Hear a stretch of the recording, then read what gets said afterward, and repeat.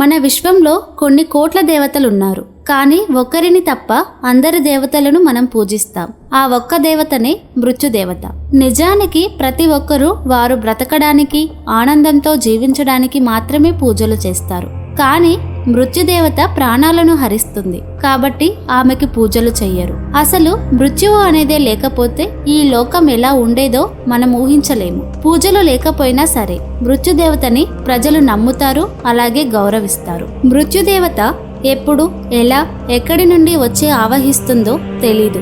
కారణం ఏదైనా కాలం తీరితే మాత్రం మన ప్రాణాలు పోక తప్పదు. మృత్యువు నుండి తప్పించుకోవడం ఎవరి వల్ల కాదని మాత్రం మనిషి బలంగా నమ్ముతాడు. దేవుళ్ళ మీద ఉన్న భక్తి కన్నా ఈ నమ్మకానికి చాలా చాలా బలం ఎక్కువ.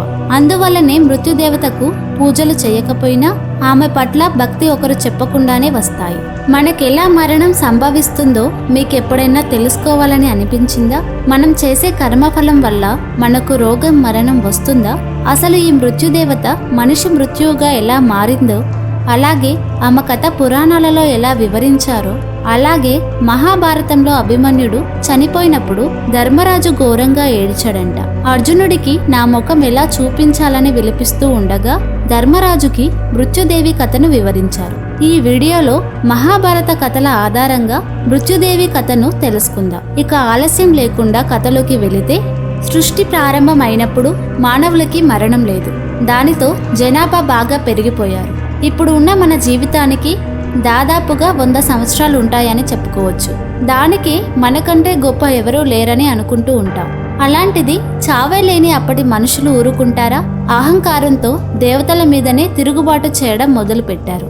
దానితో బ్రహ్మ దేవతల మీద తిరుగుబాటు చేయకండి అని కొంతమంది అహంకారంతో ఉన్న ప్రజలకి చెప్తాడు. అయినా వారు వినకపోయేసరికి బ్రహ్మకి విపరీతమైన కోపం వచ్చింది. దానితో బ్రహ్మ ముఖం నుండి అగ్ని వచ్చి లోకాలన్నీ దహించడం మొదలైంది. అది చూసిన శివుడు బ్రహ్మ దగ్గరికి వచ్చి, ఏమిటిది బ్రహ్మదేవా, ఎందుకింత కోపం? లోకాలన్నీ నీ అగ్నిలో తలగబడిపోతున్నాయి. లోకాలని సృష్టించే నీకే ఇంత కోపం ఉంటే ప్రళయ రుద్రుడని నాకెంత కోపం ఉండాలి? శాంతం వహించు అని మహాదేవుడు బ్రహ్మతో అంటాడు. దానితో బ్రహ్మ శాంతించాడు. బ్రహ్మ కోపం కారణంగా బ్రహ్మ నుండి ఒక వికృతమైన రూపం పుట్టింది. అది చూడడానికి ఎర్రటి కళ్ళు, పెద్ద పెద్ద కోరలు, నల్లని రూపం, ఆకాశమంత ఎత్తు, పరమ భయంకరమైన రూపంతో మృత్యుదేవత పుట్టింది. మృత్యుదేవి జన్మించిన తక్షణమే, ప్రభు నన్నెందుకు పుట్టించారు, నా కర్తవ్యం ఏమిటి అని శివుడిని, బ్రహ్మని అడుగుతుంది. ఆ తరువాత బ్రహ్మ, శివుడు మృత్యుదేవితో, నిన్ను మానవులను అంతం చేయడానికి పుట్టించాము కనుక నీవు మనుషుల్ని అంతం చెయ్యాలి అని చెప్తారు. దానితో మృత్యుదేవత, అదేమిటి, నేను ఒకరి ప్రాణం ఎలా తీయాలి? అమాయకులైన ప్రజలని నేనెలా చంపగలను అని బోరుమంటూ ఏడుస్తుంది. మృత్యుదేవిని పుట్టించిన తర్వాత తన జననం ఆమెకు నచ్చలేదు. నేను ఒకరి మరణానికి కారణమని తన కళ్ళల్లో చారలు పడే వరకు ఏడ్చింది. నాకెందుకింత కర్మ అంటూ చక్కగా పిల్లా పాపలతో సంతోషంగా జీవిస్తున్న ప్రజలను, వారి ప్రాణాలను నేనెలా హరించగలను అంటూ విలవిలలాడుతుంది. వారి ప్రాణాలను నేను తీస్తే వారు నన్ను తిట్టి శాపనార్థాలు పెట్టరా?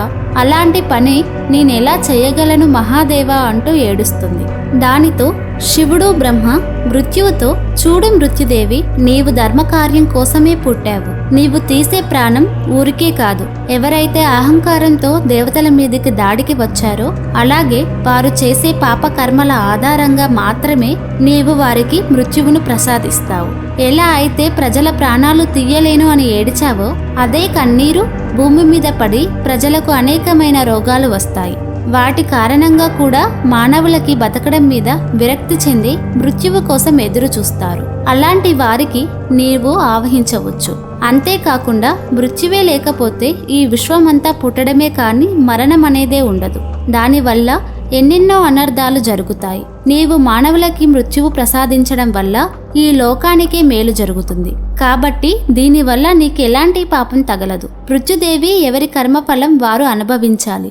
ఇది ఆపడం మా త్రిమూర్తులకి కూడా సాధ్యం కాని పని. కనుక నీకు అప్పగించిన పనిని నీవు నిర్వర్తించు. ప్రజల మృత్యువు వారి కర్మలే నిర్ధారిస్తాయి అని మహాదేవుడు, బ్రహ్మదేవుడు మృత్యుదేవికి చెప్పి వెళ్ళిపోతారు. మృత్యుదేవికి అది నచ్చక శివుడు, బ్రహ్మ వెళ్ళిన తరువాత మృత్యుదేవి మొదటగా 15 కోట్ల సంవత్సరాలు తపస్సు చేసింది. తపస్సు కారణంగా మళ్ళీ బ్రహ్మ ప్రత్యక్షమై ఇంతకు ముందు చెప్పినవన్నీ చెప్పి వెళ్ళిపోయాడు. ప్రాణాలు తీసే కార్యం నేను చెయ్యలేను అని మళ్ళీ 20 బిలియన్ల సంవత్సరాల కాలం పాటు తపస్సు చేసింది.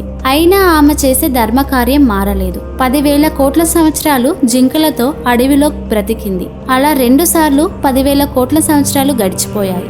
ఇక 8,000 సంవత్సరాలు నిశ్శబ్దం అనే అద్భుతమైన ప్రతిజ్ఞ చేసింది. ఆమె సమయమంతా నీటిలో గడిపింది. ఆ తరువాత అక్కడి నుండి దేవతలు యాగాలు చేసి హిమాయత్ శిఖరానికి చేరుకొని బ్రహ్మ శివుడిని వేడుకుంటూ తన పాదాల కాలి వేళ్లపై 100 కోట్ల సంవత్సరాలు నిలబడి తపస్సు చేసింది. అయినా మృత్యుదేవి కర్తవ్యం మారలేదు. మృత్యుదేవికి ఆమె కర్తవ్యం మారలేదు. అంటే మనం చేసే పాపకర్మల వల్ల మనం తప్పించుకోగలమా, మన పాపకర్మలే స్వర్గమా నరకమా అని నిర్ధారిస్తాయి. అలాగే పాప ఫలం బట్టి శిక్ష పెద్దదా చిన్నదా అని నిర్ధారిస్తుంది. మృత్యుదేవి అయినా సరే, యమధర్మరాజు అయినా సరే వారి వారి సొంత నిర్ణయాలు తీసుకోవడానికి లేదు. కేవలం అన్నిటికీ కాలమే శిక్షలు వేస్తుంది. నిజానికి మృత్యుదేవిని లేకపోతే మన పురాణాలలో ఉండే రాక్షసులే బ్రతికి ఉంటే రావణాసురుడు, రక్తబీజుడు, భస్మాసురుడు, కంసుడు ఇలాంటి రాక్షసుల వల్ల ప్రజలు పూర్వకాలంలోనే ఎన్నెన్నో కష్టాలు పడ్డారు.